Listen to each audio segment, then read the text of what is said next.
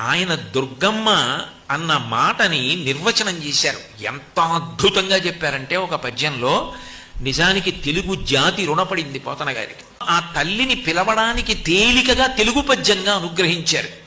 అమ్మలగన్నయమ్మ.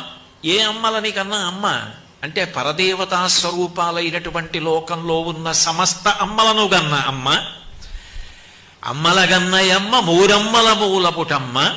సృష్టికర్త అయిన బ్రహ్మగారి శక్తి స్వరూపిణి అయినటువంటి సరస్వతికి, స్థితికర్త అయినటువంటి విష్ణువు యొక్క శక్తి అయిన లక్ష్మీదేవికి, ప్రళయకర్త అయినటువంటి హరుని యొక్క ఇల్లాలైన పార్వతీదేవికి అమ్మగా నిలబడగలిగిన అమ్మ అంటే పరదేవతా స్వరూపిణి అయి సృష్టి స్థితి లయ జరగడానికి కారణమవుతున్న అమ్మ. ముగురమ్మల మూలపుటమ్మ, చాలా పెద్దమ్మ. ఎందుకనంటే ఏ బీజాక్షరములు అన్వయం చేసి అమ్మవారిని మనం పూజిస్తామో ఆ ప్రధాన బీజాక్షరాలన్నింటినీ కూడా తెలుగులో పద్యంగా మార్చారు. బీజాక్షరాన్ని ఉచ్చరించవలసి వచ్చిందనుకోండి, దానికి కొంత శౌచం అవసరం అవుతుంది. బీజాక్షరాన్ని పలికేటప్పుడు జాగ్రత్తగా ఎక్కడా ఉచ్చారణ దోషం లేకుండా పలకవలసి ఉంటుంది.